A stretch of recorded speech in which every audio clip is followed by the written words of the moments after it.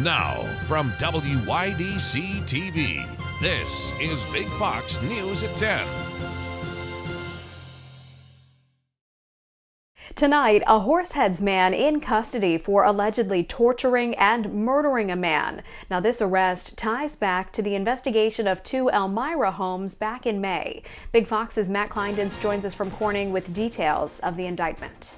Good evening, Ann. A 21-year-old is accused of killing a New York City man and then discarding his body in a remote area in Pennsylvania, and the details of which are very disturbing. On Tuesday, 21-year-old Thomas Bovard of Horseheads was arrested by New York State Police. According to the indictment, Bovard is alleged to have killed Juan Jose Gauthier back in January. The indictment states that Gauthier was shot by Bovard and other suspects. The suspects then proceeded to beat and mutilate Gauthier, the details of which are so graphic we are unable to report the extent of the event. Bovard and the suspects then tied up the victim, dumped him, and left him to die. Gauthier's body was found in April along Route 6 in Potter County, Pennsylvania. It is unclear how investigators tied the case to Elmira. However, police conducted a search of two homes on West Avenue and Partridge Street on May 6th. The motive for the killing is also unclear at this time. Bovard is charged with first-degree murder, kidnapping, and assault, and is also charged with 3 second-degree counts of assault. The investigation is still ongoing.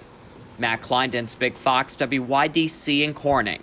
A Steuben County woman arraigned for the death of her boyfriend this afternoon. Brittany Carlson was charged with vehicular manslaughter, reckless driving, and DWI back in March. According to police, Carlson and her boyfriend Nicholas Tracy were driving near Tuscarora when Tracy exited the car. Carlson, they say, then hopped in the driver's seat and ran over Tracy. He was pronounced dead at the scene. A GoFundMe for Tracy's family raised $5,600 following the incident. A federal judge has temporarily blocked parts of New York's vaccine mandate for healthcare workers. U.S. District Judge David Hurd ruled that the state could not deny religious exemptions for the COVID vaccine. Dr. Michael Scalzone of Guthrie says some of the health system's employees were waiting on a ruling on the mandate before deciding on whether to get vaccinated. I think there are some people who have been waiting to see what would happen. I think we have some employees who feel strongly about their religious convictions, and they've been waiting to see what would happen before making a final decision.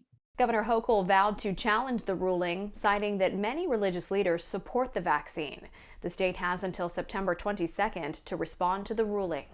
Average daily cases and deaths from COVID-19 just spiked as hospitals around the country struggle to keep up. Britt Conway has details on what the federal government is doing in the way of treatment and prevention in the face of a desperate push for normalcy. It's up to you, New York. Broadway is back. Welcome back to the theater. After 18 months of darkness in the theater district, the show must go on. But safety is also taking center stage with strict vaccine and mask requirements as Delta continues to spread. 1 in 500 Americans has died of COVID-19. The vast majority of the people dying now are unvaccinated.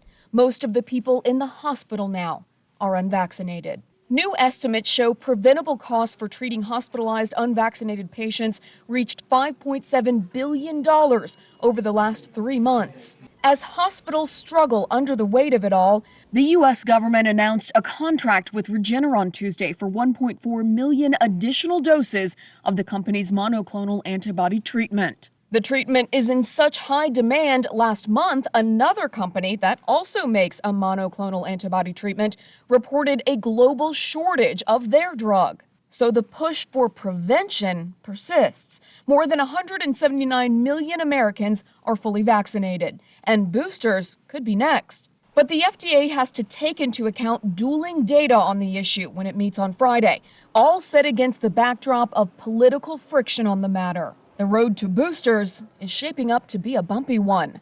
I'm Britt Conway reporting. Millions of families will be receiving more money in their bank accounts, courtesy of the IRS. The agency will distribute its third child tax credit payment beginning today. Most parents will receive up to $300 for each child 6 years old or younger, and $250 for each child between 6 and 17 years old. After today's distribution, the IRS will have 3 more monthly payments to send out this year. Then the benefit ends unless Congress extends it. Democrats are currently looking at extending the tax credit as part of their budget reconciliation bill. A contentious hearing on Capitol Hill today concerning disgraced former USA Gymnastics doctor Larry Nassar and the FBI's failures to investigate sexual abuse allegations made against him. Senators heard testimony from gymnastics superstars about what needs to change. Madeline Rivera has details from Washington. I blame Larry Nassar, and I also blame an entire system that enabled and perpetrated his abuse. An emotional day on Capitol Hill for elite gymnasts Simone Biles, Michaela Maroney, Maggie Nichols, and Aly Raisman. All four say they were abused by former USA Gymnastics doctor Larry Nassar. The FBI now taking heat after the Department of Justice says the agency mishandled the sexual abuse allegations against Nassar. The facts revealed by the Inspector General exposed apathetic, incompetent, and unethical senior FBI officials. A scathing July 2021 report from the DOJ Inspector General says the FBI Indianapolis field office failed to respond to the Nassar allegations with the utmost seriousness and urgency when they first received the allegations in July 2015. It made numerous and fundamental errors when they did respond. The FBI has since fired Michael Langeman, the agent who did not properly pursue tips about Nassar. The FBI did nothing until this hearing was staring it in the face. Nassar is now serving up to 175 years in prison after pleading guilty in 2018 to abusing 10 of at least 265 women and girls who have accused him of molestation. But his victims say there needs to be more accountability. They had legal, legitimate evidence of child abuse and did nothing. USA Gymnastics is proposing a $425 million settlement with the sexual abuse survivors. In Washington, Madeline Rivera, Fox News. Louisiana and the Gulf Coast brace for more rain from Nicholas. This as many people are still picking up the pieces from Hurricane Ida. Casey Stiegel has more. Nicholas dumping rain on southern Louisiana today. The storm crawling over parts of the state, still recovering from Hurricane Ida 2 weeks ago. Officials fear Nicholas could hamper those cleanup efforts, and some residents say their homes are still so badly damaged they're not able to withstand heavy rain. It's still raining in the inside of my room, so we ain't buying no other place. Where are you gonna go? So, this is our home. Up to 10 inches of precipitation is expected in some isolated spots, and the potential of several inches coming down an hour. Here in Lake Charles, people filled sandbags and crews cleared debris from drains to prevent any flash flooding.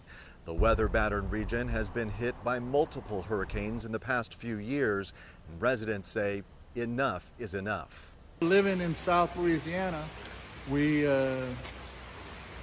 expect a certain amount of activity weather-wise. This was just a little over the top. Nicholas made landfall along the Texas coast early Tuesday as a Category 1 hurricane. Gusty winds left thousands of homes and businesses without electricity. And then the storm dropped more than a foot of rain in Galveston, and Houston saw about 6 inches. People along the coast say they were surprised by the storm's power. Nicholas is the 6th hurricane of the 2021 Atlantic season, and we're only about halfway through. That's the latest from Lake Charles, Louisiana. Casey Stiegel, Fox News. Efforts to bring about an early end to California Governor Gavin Newsom's term in office have failed. Chris Demio has more on the recall election results and how the dozens of candidates who were opposing Newsom are responding to their defeat. Thank you for rejecting this recall. California Governor Gavin Newsom still has a job. Voters in the Golden State deciding not to remove Newsom from office in Tuesday's special recall election, with more than 65% putting their faith in the Democrat. We must all triumph together. Even though Newsom secured an overwhelming victory against 46 recall candidates, the race was highly contentious among voters. I'm a small business owner, and over the last year I was considered non-essential. So I was shut down, whereas other states I could have been operating. So I was excited for the recall, and I did vote to recall Newsom. I am disgusted by some of the Republican candidates and what's happening in our country, so I want to support Gavin Newsom, and I voted no. Conservative radio show host Larry Elder led the pack of recall rivals, and while addressing his supporters, asked them to respect the outcome of the election. My opponent, Governor Gavin Newsom, come on, let's be gracious in defeat. We may have lost the battle, but we are going to win the war. Meanwhile, other candidates like Republican Caitlyn Jenner couldn't help but express their disbelief. He didn't do this recall, on not one of his successes, because he doesn't have any. And I can't believe that this many people actually voted to keep him in office. It's a shame. Gavin Newsom is now the fourth governor in U.S. history to ever face a recall. Chris DeMayo, Fox News. Still ahead tonight, coronavirus infections have increased exponentially in children in the U.S. in the last week. That's according to the American Academy of Pediatrics. Before schools opened, we knew that children congregating in school districts without having mask mandates, children who are not able to get vaccinated, was a prime vector to spread disease. Hear from health experts about where we stand on getting children under 12 vaccine eligible. Here's your local stock market update from Big Fox.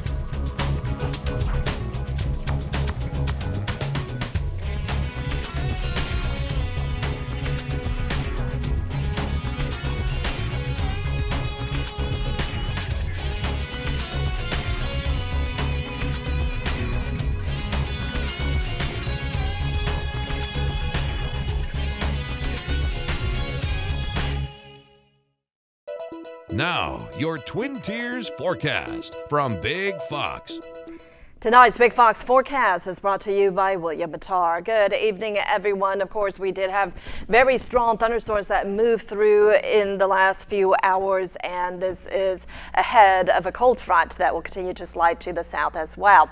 By tomorrow, that front will be well to our south, driving the rain away as well. Pleasant conditions will start to take over, and so we should see a little bit of sunshine, at least in the afternoon hours on Thursday and also into your Friday. So here's a look at your planner. We start off with readings around 58 degrees. Our dew points will be around 58, and so the air is saturated. We're going to start off with a little bit of fog early on Thursday, but then by around 9 o'clock or so, I think we should see a little bit more sunshine winning out. Clouds will start to fill in again, and then maybe a little bit more sunshine by the end of the day. 77 degrees is what our temperatures will be by mid-afternoon, and so it's going to be a pretty nice day other than the cloud cover. We're also keeping our eyes on the tropics at this time. In the Atlantic Basin, there is a system that is developing just near the islands, or just north of the islands, and it is expected to possibly strengthen into a tropical system. And as it does so, it will start to move to the northeast, and it will be close enough to our area where we could pick up a little bit of rain out of it. In fact, that low pressure system will continue to drift to the north, sending a little bit moisture our way on Friday. And so we are expecting the possibility of a few showers on Friday as well as Saturday. So let's take a look at our future radar at our rain chances. So for tonight, most of the rain will be pressing off to the east. I think we should see those clouds hang out until early tomorrow morning, and then a little bit more sunshine off and on during the day. Again, it's going to start off pretty foggy with some low-level clouds, and it may be a little bit, we could see a little bit more clouds by the end of the day, as well as a few showers start to develop just to our east. But overall, it will be a relatively quiet day compared to today, of course. And then on Friday, we could start off with a little bit of sunshine, but as that low pressure system moves to the north, we are expecting the possibility of rain later in the day, at least from noon through the early evening hours. And again, if it turns into a tropical system, it could be either Odette or Peter. That's the next two names in the line, but there's also another system that's near Africa that could also develop a little bit faster than this one, so we're going to have to wait and see which one gets named first. But overall, again, we do have rain chances by the end of the week due to that tropical system. Tonight, temperatures will be diving down into the 50s. cool day tomorrow with highs in the upper 70s. Plenty of sunshine by the afternoon. A little bit warmer conditions by the end of the week with highs in the 80s with rain chances. Coronavirus infections have increased exponentially for kids across the U.S. during the past week, according to a well-known pediatrics group. So where do we stand in getting kids under 12 eligible for a vaccine? Mandy Gaither has the latest in today's Health Minute. The war on COVID-19 hitting the young hard. The American Academy of Pediatrics reports more than 240,000 new cases among children over the past week. Pediatric cases now account for nearly 29% of all cases reported nationwide. Before schools opened, we knew that children congregating and school districts without having mask mandates, children who are not able to get vaccinated, was a prime vector to spread disease. In Georgia, the state's epidemiologist says about 60% of all COVID outbreaks reported in the past 2 months are happening in K-12 schools, an almost seven-fold increase. The state ranks near bottom of the U.S. when it comes to vaccination rates. Yes, it's true that children may not get as sick as adults. They're not hospitalized as often. They don't die as often, but it can happen. Right now, only those 12 and older are eligible for a COVID-19 vaccine, but that could soon change. Based on what we know, it's going to be sometime in the fall. Pfizer CEO confirming data from their vaccine for children aged 5 to 11 should be submitted to the FDA by the end of September. And then it is up to FDA to take their time and then make the decision. Pfizer also working with vaccine data for children as young as 6 months. The company saying that information will be available by the end of October or beginning of November. For Health Minute, I'm Mandy Gaither. Some parents in Connecticut are outraged over a high school civics lesson. They say their students had to answer questions based on their political beliefs, and some were mocked for their views. Suzanne Goldklein has the story. I'm done, sick and tired. This is not education, it's indoctrination, simple as that. Pandemic precautions meant many parents waited outside tonight's Board of Education meeting, showing solidarity. We're going to need to make some changes, and we feel strongly about it. The controversy stemming from an 11th grade lesson about politics. The kids were quizzed on which party they belonged to and then asked to go to the front of the classroom and write their party on the board, at which point they were booed, depending upon which side they chose. This chart depicting red and blue, right and left, a flashpoint. Feeling like they couldn't tell the truth. They were afraid of repercussions outside of the classroom. My daughter came home from school upset, confused. The superintendent tells News 12 teachers are allowed to choose classroom materials, but he's open to eliminating things that offend. We are at a place right now where nobody's listening to anybody. But when does parental control go too far? We're going from zero to absolute panic. How does a picnic on the water sound? No boats? No problem. A man in Maine has found a business niche selling, get this, motorized picnic tables. Spencer Roberts went to check it out. This was the 2.0, and everything I'm selling is pretty much considered the 3.0. Isn't it funny looking?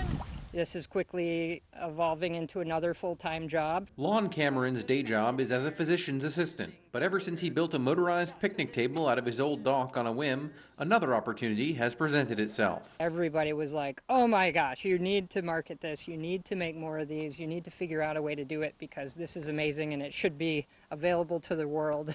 Lon doesn't claim to be the first to create a picnic table boat combination, but he's continued to work on his design and has sold 16 so far. So this is top speed. And rather than be in a boat where everybody is usually all facing the same way, we sit opposite of each other and can have, conversation and play cards or games and, just enjoy each other's company in a different way of any other watercrafts. He's launching a website soon under the name Maine Float and plans to let people customize their own craft. Whether it's a different color umbrella or if they want storage capacity or if they want a solar panel to charge the deep cycle battery versus a maintainer. He's applied for a patent and worked out the legal matters like getting the tables registered as watercraft. He's selling them starting around $2,800. Kind of been puttering around and come up with a base package that seems to be working really well, so I'm hoping to just kind of take that and move forward with it. You won't win any races, but Lon says there's no better way to relax on the water. This is just super turnkey and user-friendly, so it really speaks to everybody. Procter & Gamble is going completely green. The company is launching a new climate goal to achieve net zero greenhouse emissions by 2040. Procter & Gamble says the move is not only for the company's own operations, but its entire supply chain, and that includes zero deforestation. That's a lofty goal for a company whose core products include brands that rely heavily on wood pulp, like Bounty paper towels and Charmin toilet paper. P&G says it already gets nearly all its power from renewable electricity. Move over Taco Tuesdays. How about tacos every day? Taco Bell is now testing a subscription service for tacos. Works like this. Customers pay $5 to $10 a month for what's called a Taco Lover's Pass. That lets them get one of a variety of tacos each day for 30 days. Now, this might sound odd, but Panera is also trying out subscriptions, including a monthly plan that gives you a cup of coffee every day. A new infrastructure project in the Northwest is getting a name that's likely to tickle your funny bone. Jeremy Roth has today's Take a Look at This. Idly-ho, neighborinos! Simpsons fans will tell you there's no one friendlier than Ned Flanders, Homer Simpson's high and mighty, happy-go-lucky neighbor. Maybe that's why officials in the city of Portland, Oregon, decided to name its newest bike and pedestrian bridge Ned Flanders Crossing. The $9.5 million project is the latest in a series of projects in the state, honoring TV's longest-running show and its creator, Matt Groening, who's a native Portlander. I mean, the new Flanders Crossing is centered along Northwest Flanders Street, which features the Flanders Neighborhood Greenway. So, for better or worse, every pedestrian Portlander can be a Flander. Flanders. Hi-ho, neighborino! Shut up! Okay, now please! A cartoonish Airbnb property available for rent in England offers guests more than just the bare necessities. This whimsical property's design is based on the home of that lovable literary bear, Winnie the Pooh. Availability is limited, but this unique Bear B&B can sleep up to 4 guests who can also enjoy locally sourced honey-inspired meals during their stay. Yep, everybody's a character. Over in Minnesota, one lucky Planters Peanut fan will win the chance to stay in Mr. Peanut's Nutmobile.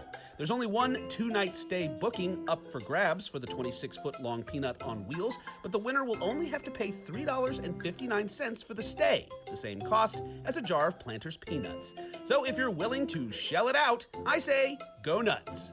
For Take a Look at This, I'm Jeremy Roth.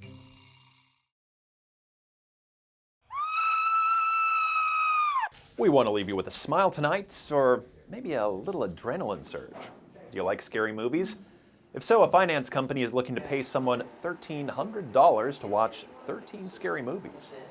Finance Buzz says it wants to know whether high-budget horror movies are scarier than low-budget offerings. So, it's picking a person to watch more than a dozen horror films while wearing a heart monitor.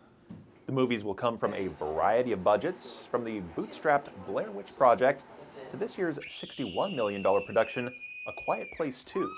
Applications are due October 1st. Now, it should be noted that many horror fans believe budget has little to do with how frightening a movie can be. Thanks so much for joining us. Have a great night.